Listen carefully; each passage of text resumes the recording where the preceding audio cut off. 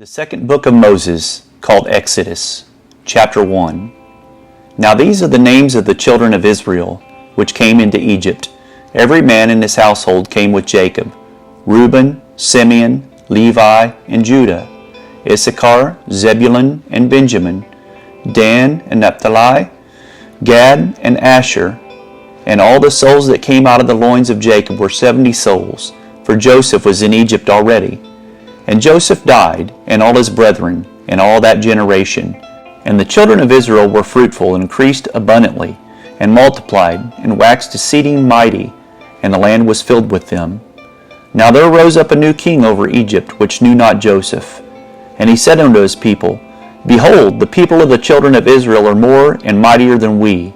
Come on, let us deal wisely with them, lest they multiply, and it come to pass, that when there falleth out any war, they join also unto our enemies, and fight against us, and so get them up out of the land.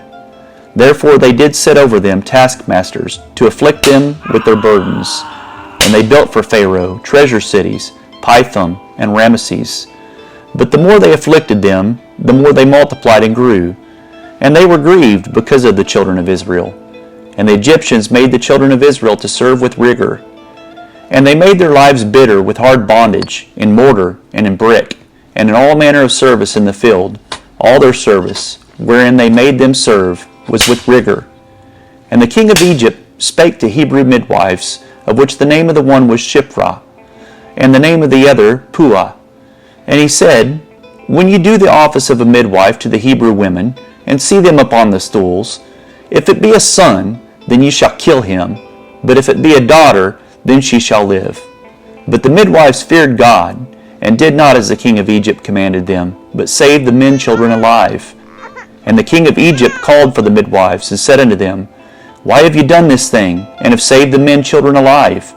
And the midwives said unto Pharaoh, Because the Hebrew women are not as the Egyptian women, and they are lively, and are delivered ere the midwives come in unto them.